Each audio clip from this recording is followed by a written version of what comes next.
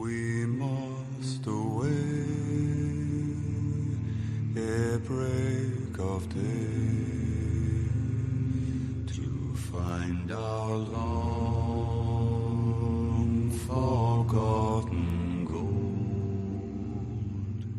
The pines were roaring on the height, the winds were moaning in the night.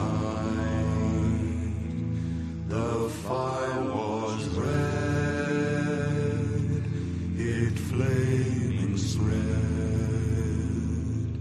The trees like torches blazed with light.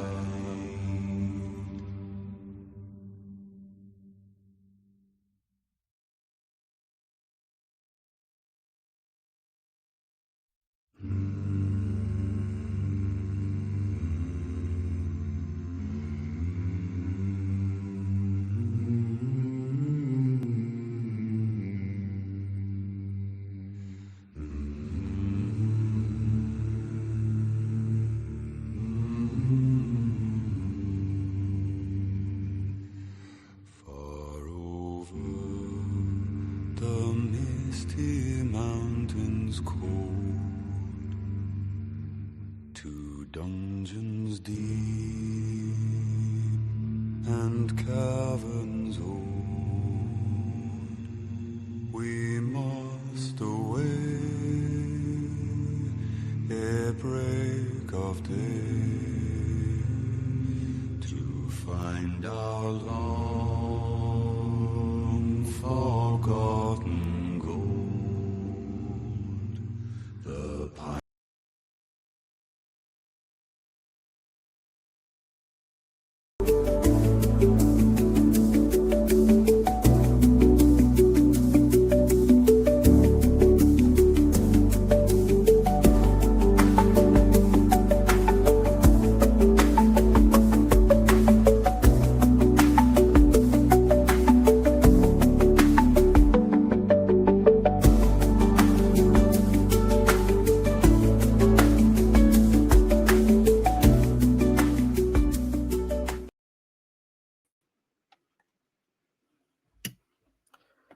And oh, are we live? I think we are live. Okay.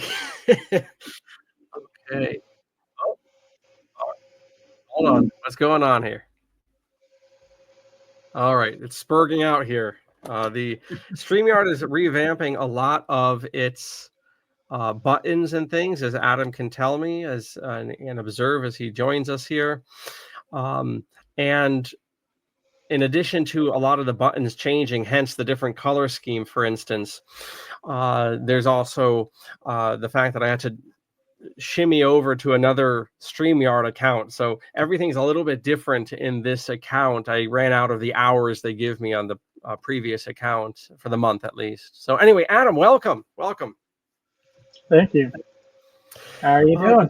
I'm well. I'm looking forward to getting into this monthly Naturist show that we do. This image is from The Hobbit. This is the skinny dipping scene in The Hobbit. I could not, in the few minutes I had this evening after a busy day, nearly as busy as yourself, I did not have the time to dig up the text of this. But we're going to talk a little bit about The Hobbit and about Dune, and I should think this discussion will carry over into next month's Naturist episode. And you say, what the hell does that have to do with Naturism? But we'll get there. What's new with you, Adam, in the last month? Oh, not much. Just been busy at work, trying to get work done. I mean, as I think I've mentioned, I've been doing a little bit of Dune Awakening. Been a decent game thus far. I stay away from the games just because if I started like liquor, I'd not stop. You know, it's one of those things. But if I had a wicked streak in me in a few minutes, I would jump into that sort of thing. I'll tell you, I miss Fair. I miss the games. You know, I haven't been playing that stuff since like early Call of Duty and Halo 2 and Star Wars Knights of the Old Republic, to date myself. So Been a while. Fair. I mean, the fun thing about Dune Awakening is that you could describe it really poorly in a really funny way, because basically you spend most of the game um, siphoning people's blood, staying out of the sun, and trying to grab bodies, which makes it sound like you're a vampire. Without the right context. How funny. So today I thought we'd get into just a little bit of naturist news, and including our LCN group here at Apocatastasis, and then indeed segue to a discussion of literature. And one of the reasons Adam and I are doing this series in between Euclid today, which fills out the rest of our month on Tuesdays, looking at mathematics, and Adam is very good to very generous with his time there. But one of the reasons we're doing this Naturist series is to hopefully raise the bar when it comes to the discussion, and trying to broaden what I believe is a rather myopic movement. In fact, a movement that's so incompetent it hardly is worth the name of a movement or a community, nudist that is.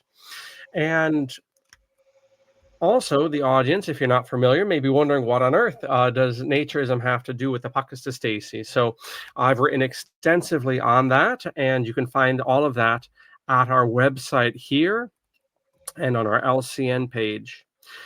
Before we get into some news stuff regarding naturists in the past month or so, I invite everyone to check out our front page. We have a new publication, a republication of Goodbye, Mr. Chips. At one time required reading in schools, a very sentimental and beautiful story of a teacher. And we also have, most importantly, our course catalog, which is not at Apocatastasis Press. That's why I'm not finding it. It's on our front page and our enrollment page. And you can see all sorts of courses in our staff write-up, including Adam's biography there, a little biography that they all have, and also the different mathematics courses for Adam that he's available to tutor for, mathematics for Vandana Rataria for the little kids, and cursive, and all sorts of things. I won't recite the whole catalog here, but if this decides to load, you will see it on our main page. And if it doesn't decide to load, you will see it when you go there, which is down below in the description. So we had our solstice hike, getting into the news segment of this broadcast. We had our Litchfield County Naturist solstice hike a couple weeks ago. It's our biggest event of the year. And this year we had 35 people, 35 people join us here. We're being joined by the beautiful course catalog for the fall. Check that out. And, people came and went, but 35 souls altogether. And for the first time this year, we came across park rangers who were ornery, which is an old-fashioned word for pissed off. And I will be treating in triplicate the fact that statutes are not laws. I will be addressing the puppy dogs that we all turned into for about an hour afterwards, and the fact that, once again, statutes are not laws, and the lack of self-respect I saw all of us have at the Harriman hike was not very encouraging at all. Naturism is about confidence, and that's not just confidence because my toe's crooked and I have stretch marks, but the type of broke back, I'm trying not to cuss here, the type of broke back supine behavior, the spirit that came upon people for the hour after these strangers went away.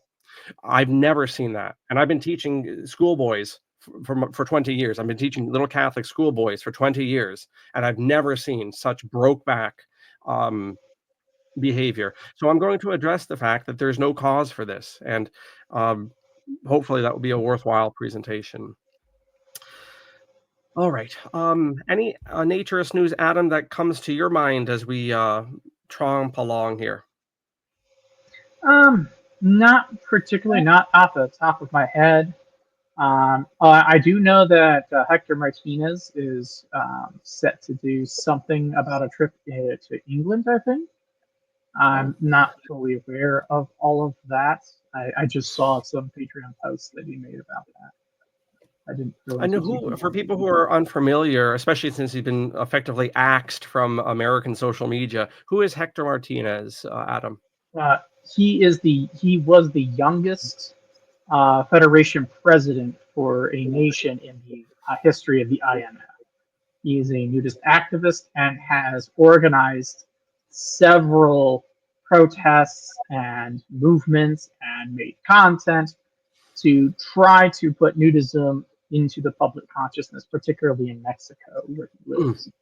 And I would argue that he has done far more for the movement and has been far more effective than a lot of other activists. Mm. And the INF is the International Naturist Federation for people who are unfamiliar with that.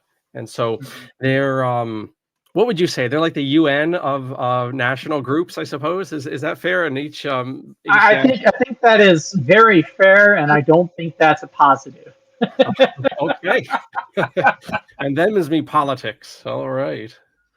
Very good. Although there's interesting, we can tease that out a little bit maybe in the future. So I like that there, though, what you said. On my part, one news story from this excellent blog. If you really want to keep your ear to the track with the nudist events, and not events, I should say, but rather real journalism and so forth, you ought to keep up on this Substack. And this is entitled an update: the land sale plan falters under pressure. The so and such bureaucrat walks back the land sale SALE plan as the Senate blocks the provision. So I'll just read a little bit of this and throw in my thoughts, and Adam can do as much if he pleases. Just days after widespread public outcry, including from conservation groups, hunters, and even online conservative influencers, and following our own reporting of yesterday on the naturist stakes involved, and they link us to another article, Senator Mike Lee's proposal to sell off millions of acres of public lands has been stripped, has been stripped from the Senate's version of Trump's big, beautiful bill, which just passed as of this day's recording. Adam, am I wrong that bills have to be started from the House of Representatives? I don't actually think that's a requirement. I don't remember. Yeah, that was I my gotta be thought. honest. That's I read something my, today. my impression is that bills can start in either house, and again, I am not an expert here. This is just based on very little information I have about how this stuff works. My understanding is that there's a formal process and an informal process. And what we're really talking about is a formalized informal process where the actual vote itself is a different thing that happens later. Like this is more about like my understanding of how these things are done is that the actual voting part is mostly theater. It's the thing that you do to like stamp your view on the bill more than like actual like it's not like bills are made and then like read and implemented that and like discussed that day. They're discussed and built long before the vote happens. So it's more about like, hey, once you've dealt with all the arguments and all of the nitpicking, and once that's done, then we vote on it. Interesting. Again, I don't know for sure. That's just the impression I'm getting. Yeah, I'm going to have to go back because I read something today that said the Senate passed it and go to the House, and I thought my Schoolhouse Rock taught me different than that. So anyway, all right. So anyway, we soldier on here. So this is part of what was going to be part of President Trump's bill. The backlash was broad and bipartisan. Protests erupted from places like Lake Tahoe and Santa Fe, where demonstrators rallied in defense of public lands. Hunting and conservation groups criticized the proposal, and even prominent conservatives took to social media to call it reckless. The public pressure appears to have played a role in the plan's unraveling. So various groups, political and social, including naturists, rallied about this. A lot of people, including in these United States, don't realize that almost all of the land west of the Mississippi, probably to the 80th or 90th percentile, is federal land. A lot of people don't realize that, and I I don't believe that's because the federal government wants people to go hiking. I think it has military purposes. But it is a and this is my only real point here. This sort of reaction from different groups is heartening. My opinions of the BLM notwithstanding, this is real democracy. This is real people power, not to be cheesy about it. And it's good to see this sort of pushback when there are things afoot with these lands that people enjoy, including for nudism.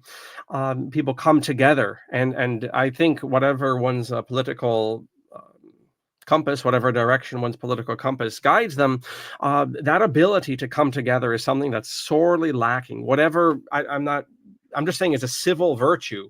That is something we're really lacking in this generation. So that is a positive thing here. I don't know if there's a good guy or a bad guy, because I have some rather negative thoughts about the BLM. But Adam, any thoughts on your part here?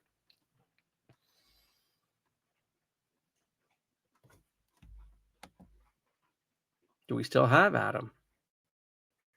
Oh, hold on. Our man froze up here. How long was I going on for? Are you still there?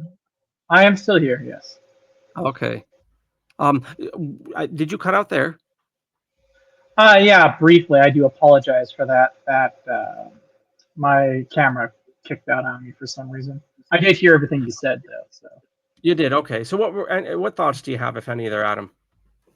Well, I can understand where they're coming from, but my personal view is that, well, to sort of play off what you were asking earlier, like, what's it for? A lot of it's not really for anything. It's just they're basically untapped resource tiles. This is basically what a lot of that federal land is. It's not really being used for much. It's more just there. It's not to say the military doesn't use a bunch of federal land. It totally does, but that's like pennies compared to the amount of land that's just there, not being used by anyone. I mean, I do have a healthy respect for conserving our resources, right? And I don't think we should be just burning it willy nilly. That said, on the other hand, I don't think we've had that conversation necessary for us to actually utilize these tiles. We need to decide as a nation what exactly we want to accomplish in the next century and a half and go from there. I don't think we can do it. So I'm pretty pessimistic, but I think that would be required before we start really opening up a lot of these resource tiles for industrial exploitation. Great, thank you for that. And as far as nudists are concerned, the reason federal land is interesting is because the people who do believe that statutes are laws, they are heartened that there are no such statutes on federal land. And so often I'll get emails asking, is this or that park federal land on that account? So anyhow, we'll see how this plays out. It looks like for the moment it's been put to bed. And here's the previous article they have here. But we'll see. We'll see what happens to it. For the moment, score 1 for people power. Which is an interesting aspect too, because I'm just speaking personally, of course. I'd be the sort to want to have more of a say of the states in things as opposed to the federal government in almost every issue, and so I'm somewhat conflicted. And yet, the federal statutes on the normie level, nudists benefit from it. So that's an interesting one. I got to chew over this a bit more. So maybe we'll see this topic rise down the line. Yeah. I mean, I think that, this is part of a broader conversation on the use of commons. Yeah, yeah. Um, I think that in general, commons are not awesome due to Oh. what is called the tragedy of the commons, despite the problematic history of that term. I think it still fits. I think that the commons are an issue because we don't really have a clear mandate on what to use the commons to do. Mm. So I am more often in favor of trying to push people to create new commons spaces for exploitation. Mm. So whether that be abstract, like in regards to new businesses and new business ideas, Mm. right? Because you can actually create a commons within a business. I mean, social media Mm. was at one time the commons, Mm. and now it's being exploited by business. And again, I'm not saying that social media is a good thing. I am simply saying that like the process of creating a commons and then finding a way to like create an economy, develop that part of the economy is actually a positive thing in general. Mm. This specific example aside. And so that would be what I would call an abstract commons that's been exploited, right? And that allows people to helps move us away from zero sum economic gains that make capitalism less stable. And by capitalism, Mm. I mean it in the I'm more meaning the market, right? Not necessarily capitalism per se, as it's frequently defined, but just the market and society in general. We do really well when we can have a constant frontier. A constant frontier is a good thing, Mm. and whether that frontier be abstract, like I said, in business, it can also be cyber. So creating new spaces. So cyberspace, for example, is a major commons area.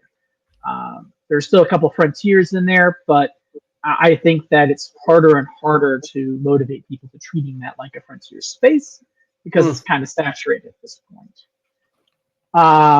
Businesses, the abstract business space is incredibly saturated by comparison. Like it's really hard to get some gains in there. So that really only leaves a physical frontier. Mm. And I think that, well, a bit tropey, that space is the next frontier, and it is something that we have to seriously develop infrastructure for to actually try to get people to start living in space. That creates a new frontier, and that'll help, I think, dramatically alleviate a lot of our problems. Mm. Do you know you use the expression I forget how you phrased it. You didn't call it the theft of the commons at the beginning of your remarks there. Tragedy of the commons. Say that again, please. The tragedy of the commons. The tragedy of the commons. Well, you weren't at all in you mentioned the different uses of that. Are you aware of the British that event in British history, the smashing of the commons or the theft of the commons? Yeah, through enclosure. Yeah. Yeah. Wow. Okay. I was educated in it by a communist on Twitter, believe it or not. Yeah. Well, they're very up on it. Shout out. I'm very critical though of that, namely in that I'm critical of quote class consciousness. I don't believe that actually explains that phenomenon. I think it was just standard greed. You don't require a conspiracy for that. Mm-hmm. But in a very real sense, that's part of what I was talking about. That sort of leads into a frontier, because a frontier allows us to have a continuous commons that allows more and more people to move up the economic ladder. That's largely where movement up the economic ladder comes from. It comes from the discovery of new commons, because otherwise we're fighting over stuff that already exists. Mm-hmm. And that's a problem, because there's usually a finite amount of it, or it's somehow finited. Even if it technically is infinite, there's the sense in which it's compact. So to me, Jen, what's happened? That's almost a contemporary example of this. Yeah, because technically everybody could have their own social media site. That's totally plausible. It's not that hard to set something like that up. Mm-hmm. But the amount of attention, the amount of people who are at a given site, that's not something that everybody can have. And when it comes to social media, there's only so much attention to go around. Mm. So, yeah, like we need some more frontiers. We need some more frontier space. The caveat is that, and enclosure is an example where that frontier got exploited, and there was no way for the peasantry to be able to take advantage of that. Mm. And that's a lot of that has to do with the fact that there were very thin margins of frontier. Because normally, what you could just do, I mean, the pioneers of America really established this as a concept where you just be like, hey, go claim land. I don't care where it is. Just go get it. Like, by giving people that opportunity, you can establish a nation. Preferably on that Indian's land. If you could go on that Indian's land and fight him for me, that would be great. Well, there's a little bit of that, but there's also a lot of just open land that no one was on.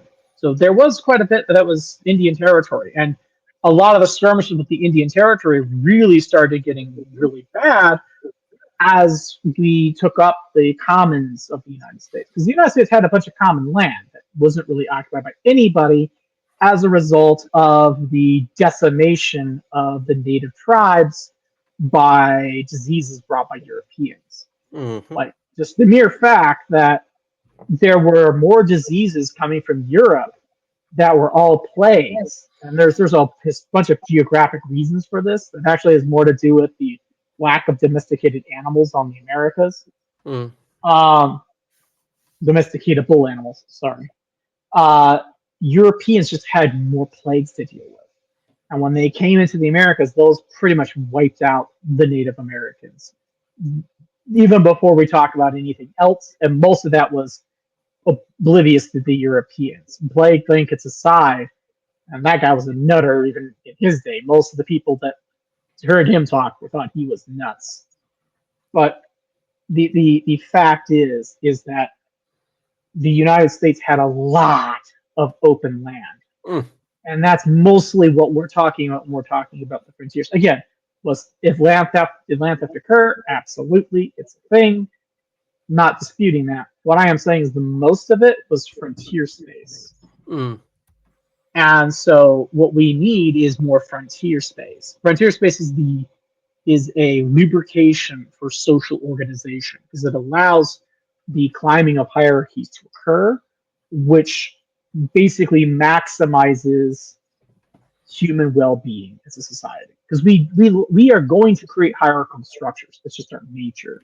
We're going to create what you might call capitalist systems. Like, the capitalist system is not an aberrant thing. It's not like a fault in the programming of humans that, once we fix it, then it'll go. No, it's part of our nature to create these kind of systems that end up creating capitalism as we understand it. And the frontier space helps alleviate some of those problems.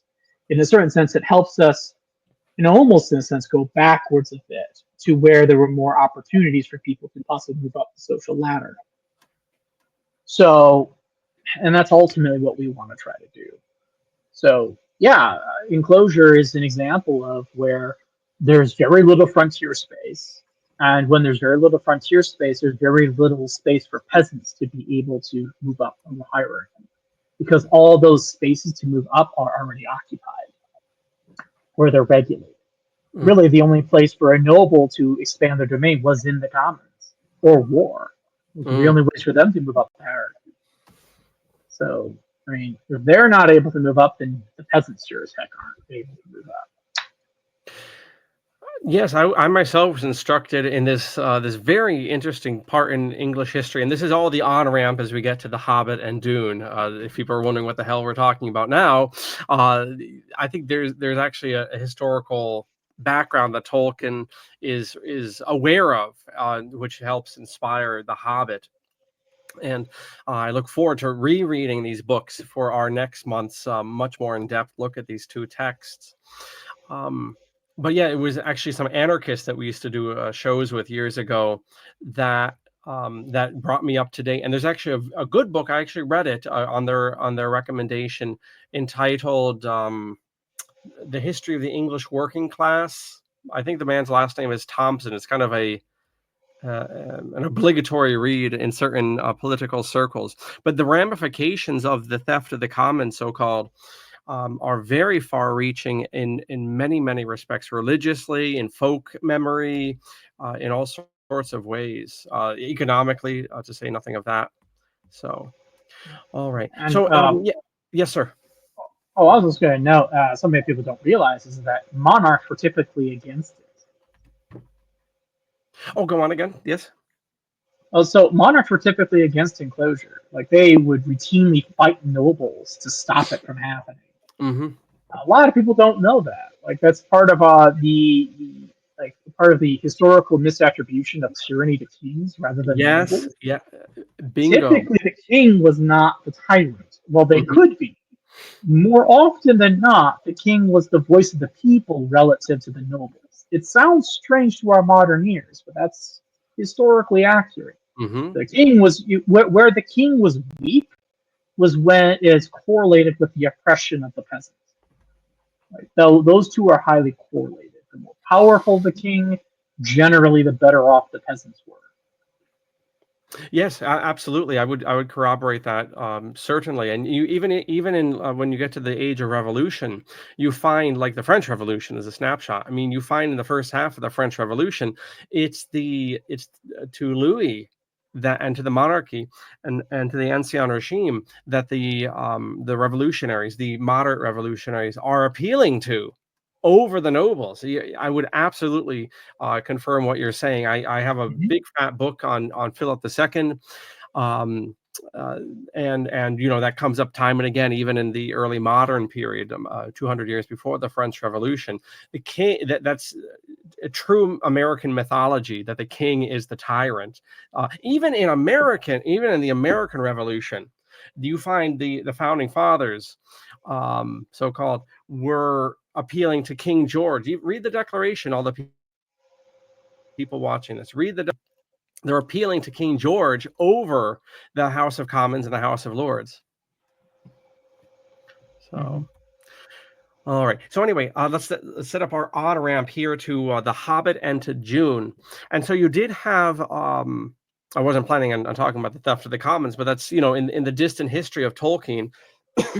What's going on in England, is this disruption of urban life, however sociologically understandable that may or may not be.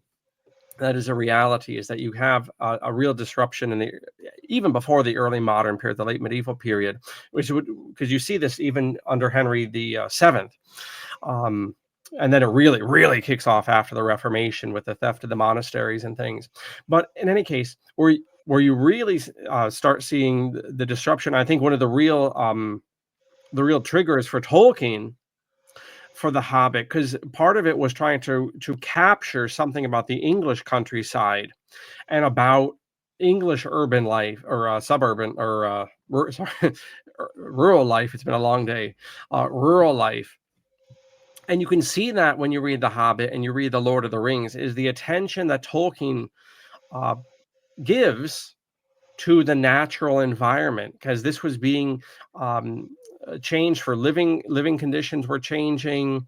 The war did nothing to help that. Whole beaches were shoveled up for sandbags and things. I have a beautiful folk song in one of my collections where they talk about this beach only exists. This beach the English guy is singing about only exists in this song because they shoveled it up for sandbags in the Second War.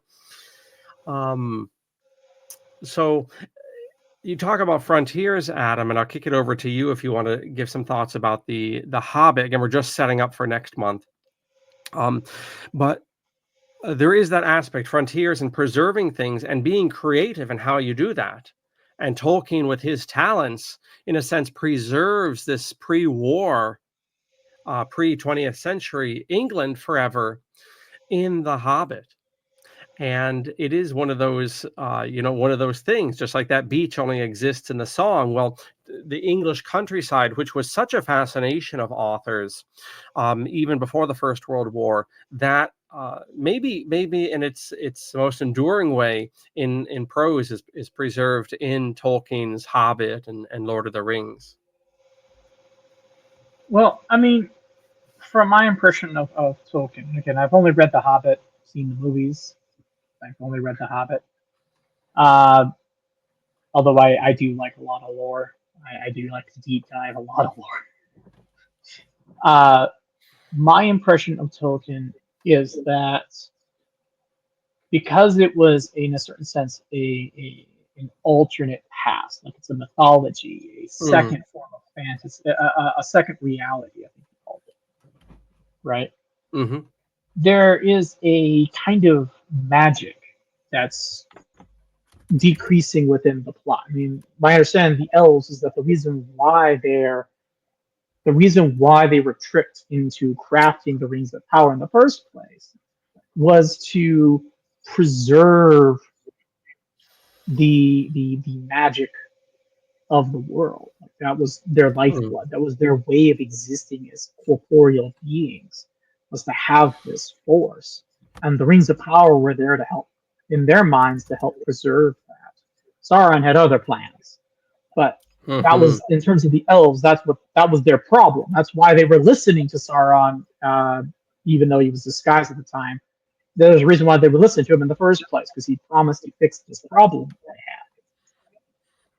had. And I think that's symbolic, unintentionally so, because I know Tolkien hated allegory. But I think that was symbolic of the decrease of the frontier itself. Like that's actually connected here, because it's the decrease of the frontier, the decrease of magic, that actually ends up causing the events of Lord of the Rings. It ends up causing a lot of this very toxic behavior by the people involved. You know, why did Saruman go to the Shire at the end? Because he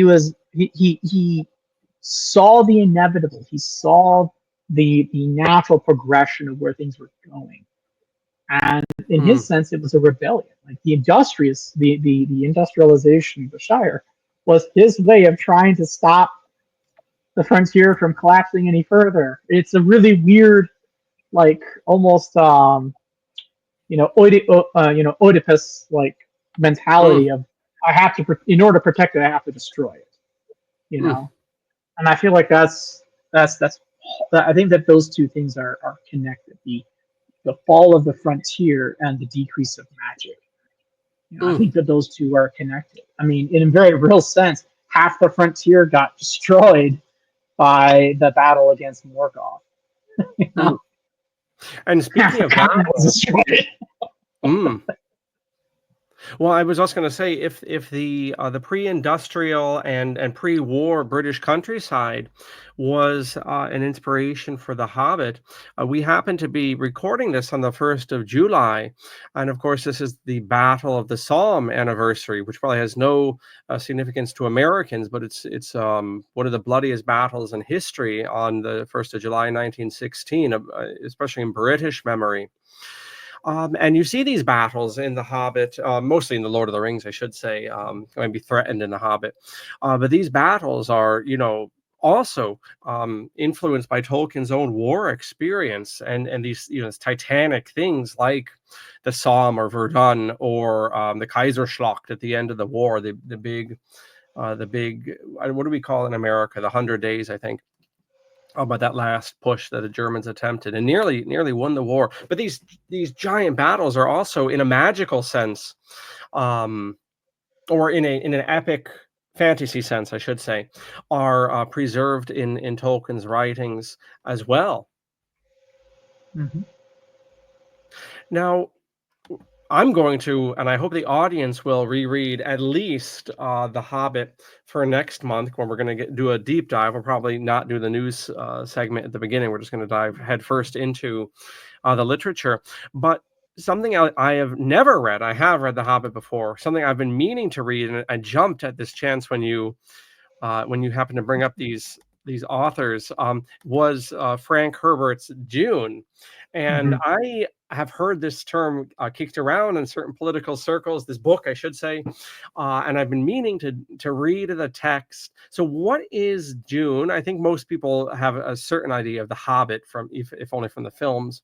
But what is Dune? I suspect it doesn't have nearly the reach, though it does have a big reach. I don't think it has quite the reach as Tolkien's work. So if you can encapsulate for us just the gist of Dune and Frank Herbert, and then we can just finish up, Adam, maybe contrasting these two authors, and that'll set us all up for next month. Just a disclaimer again. Haven't read Dune. I've seen the movies. I'm a lore nerd. I delve into stuff.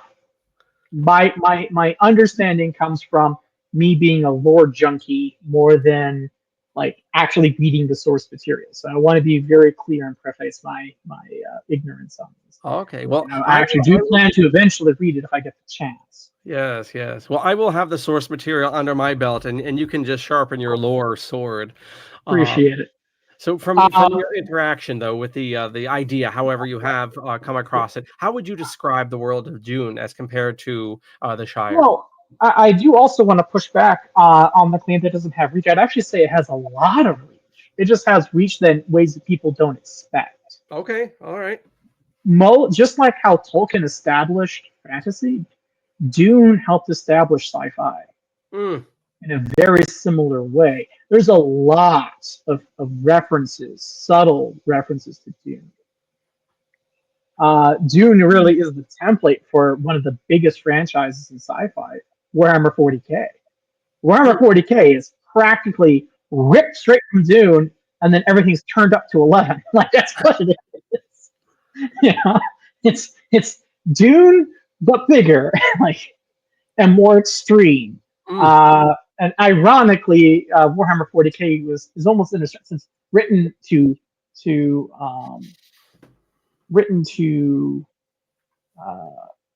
critique the kind of politics that Frank Herbert probably would have been in support of. Kind of a funny little sidebar there. So Dune has had a major effect on a lot of media. I suspect it had an influence on Star Wars. I suspect it had an influence on, like I said, Warhammer 40k. It's had an influence on multiple settings that have come from there. It's pretty influential. But as opposed to Tolkien, it is in a certain sense an inverse. It's full of allegory. So the basic plot is you have the main character, who is Paul Atreides. He's the son of a duke in a post-apocalyptic galaxy. So basically Skynet happened in the galaxy. I'm sure people come at me with this. But basically Skynet took over the galaxy, or Skynet came up in the galaxy. There was a giant war against the machines, and a radical religious interpretation of what you might consider anti-AI came about, called the Butlerian Jihad. They managed to succeed. And a bunch of plot happens where there's creation of religious orders, there's the mandate not to make thinking machines, and that sort of sets the core setting. Specifically on Arrakis, there is this resource called the spice melange. So the harvesting of spice melange is necessary for faster than light travel to exist in the galaxy. So it's a fundamentally necessary resource, kind of like oil. Kind of like oil. Wink, wink, nudge, nudge. Got it. On a desert planet. Wink, wink, nudge, nudge. In case you weren't quite getting that. Right. And the native inhabitants, called the Fremen, are very Islamic coded, very Arabic coded. Wink, wink, nudge, nudge. Just in case you weren't seeing the parallels here. You get the oil Arab reference, right? Again, talking about a hate of that. Whereas Herbert was very much like, yeah, you didn't get it. Here's a sign with some lights around it to point at it. And so what ends up happening is this. So post after the apocalypse, you have a new feudal society. So a feudal society takes control of the galaxy, and there are dukes, there are barons, etc. It's basically medieval Europe in space to some degree, Ah, except more modernistic. Um, and what ends up happening? One second, real quick. yeah. Just want to move my food from Ah, burning. Sorry. no, you're good. There during the so there's a feudal system that they have, and the planet Arrakis, where spice melange is like the one planet that has the spice melange, and it's a critical resource. Everybody needs it, so people fight and die over this planet. And so the whole point of the whole concept of Arrakis or Dune, so the name for the planet, which is the name of the book, is more or less a fight over this resource from the eyes of the main character, Paul Atreides, who is the son of a duke. His family, except his mother and unborn sister, get murdered by another house, and it's kind of a revenge plot because in the setting of Dune, Herbert was very critical of religion. The Bene Gesserit, knock knock, wink wink, Jesuits. Okay. They call it the Jesuits. Just wink Gotta wink, get nudge them in there. nudge if you didn't notice. Get them on the planet there too, right?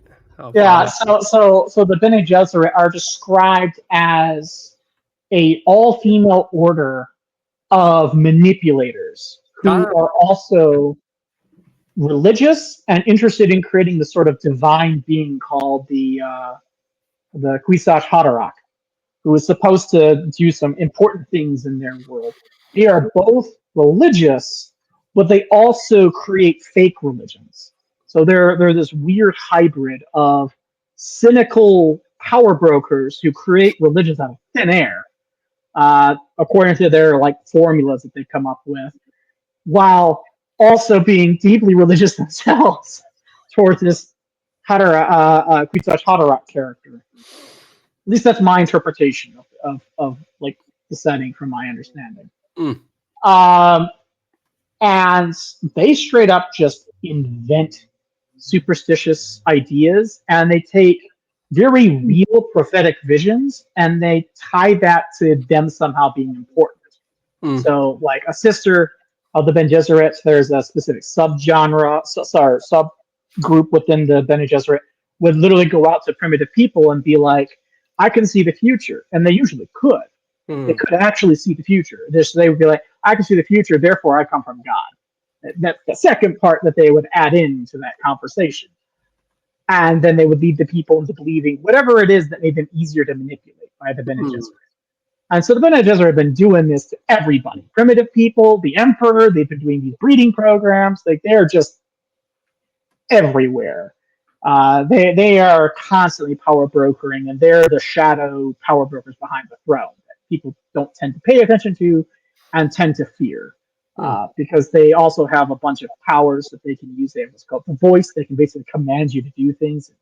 You'll do them, no matter how unhelpful it is to you. Like give me your gun or put the gun in your mouth, pull the trigger Yeah. kind of commands, and they're fond of doing that kind of thing. Anyway, so they create this prophecy and this religion on Arrakis amongst the Fremen, and it talks about the coming Messiah and how the Messiah is going to free them from the bounds of the Emperor, and Paul takes advantage of that. Mm. He's like this. There's a combination of him being, in a certain sense, kind of a prophesized chosen one. He really is, for all intents and purposes. Like, yes, the prophecy is kind of made up to some degree, but also it's kind of true. He ends up taking advantage of that, and he ends up getting vengeance on the House Harkonnen, who are the people that murdered his family, the Atreides family. Lots of lore that I don't actually know yet. I'm still learning about it, still getting involved. But that's my impression of the setting. I hope those who are more competent than me in Dune are satisfied with my poor attempts to summarize a book I haven't read. Well, this is just an intro here, and you've been very generous with your time, Adam. I won't take any more of it here. We won't take it anymore. But when we kick off next month, I think we should just contrast the worldviews, just to begin with, the worldviews of the two authors, and then we can dive into the material, and I'll have that renewed under my belt, or as the case may be with Dune, explored for the first time. And I look forward to this. This is something else. I'll tell the audience, I've been very impressed with Adam over the past couple of years. I mean, he'll drop things that I would never have expected from him, like tonight, the theft of the commons. I was not aware that he was conversant in this topic. I could elaborate on that. Or a couple of weeks ago, I don't know how these two books came up, but they did. And in any case, you have no better teacher than Adam when it comes to mathematics, and by the sound of it, literature. Might have to lasso him for some tutoring in literature there. I am not that competent. No. Oh, fun. Well, this These is are just good here. my very uninformed opinions. Right. But no, this was fun. This was fun, and we'll carry it on here. Again, the purpose of this this series is to nudge around in a few different topics in philosophy and politics and literature, but also to normalize nudity, and that is part of our philosophy here at Apocatastasis. And if we get that property, please God, as the stars align, the place will be clothing optional. So better get used to it. And a lot of plans. I'll be talking a lot about that that project, because it's a lot will be going on with that, and baby steps. And one of the ways you audience can do that, speaking of books, is to buy our books at Apocatastasis Press.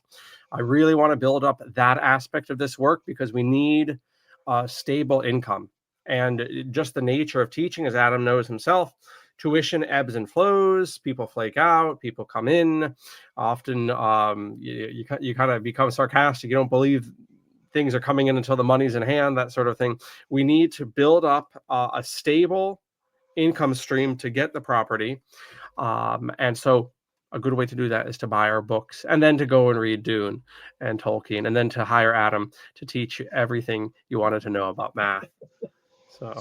All right. Very good, Adam. I'll catch you next month. And to the audience, thank you for your attention. Any last words there, Adam? No, I would like to hopefully read the books before next month, but I don't know if that's going to happen. That's my personal goal. I've read The Hobbit, so I at least got that one down. There you go. There you go. I would like to reread it. So. Well, we'll give it a shot, and we'll take it from there. All right, everyone. Thanks for your time. And Adam, thank you, sir. No problem. My pleasure.